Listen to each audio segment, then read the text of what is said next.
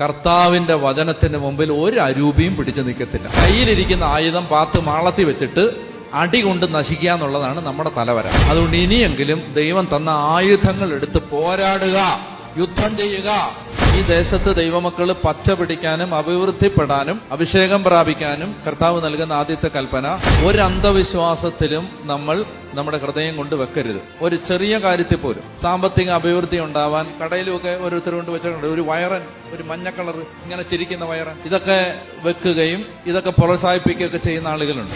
വാസ്തു, ജാതകം, നാള്, തീയതി, ഇങ്ങനെയുള്ള ഒരു കാര്യത്തിലും മന്ത്രവാദികള്, ശകനം വെക്കുന്നവര്, പ്രശ്നം വെക്കുന്നവര്, ഈ ആളുകളെ ഏഴയലത്ത് പോലും അടുപ്പിക്കരുത്. ഈ കാര്യത്തിൽ നിങ്ങൾ നിഷ്ഠ പുലർത്തിയാൽ നിങ്ങളെ നിങ്ങളുടെ ദൈവം അത്ഭുതകരമായി കൈവെള്ളയിലെടുത്ത് കൊണ്ടു നടക്കും. ലാഭം ഉണ്ടാവും, കച്ചവടം മെച്ചപ്പെടും എന്നൊക്കെ പറഞ്ഞിട്ട് അത് കൊണ്ടുവെക്കുക, ഇത് കൊണ്ടുവെക്കുക, അവരെ കാണുക. വീട് വെക്കുന്ന സമയത്ത് വികാരിയച്ഛൻ വന്ന് വെഞ്ചരിക്കണം. വേറെ ഒരാള് അവിടെ പഞ്ചായത്തിൽ പോലും കയറാൻ പാടില്ല. ഇത് നിസ്സാര കാര്യമല്ല.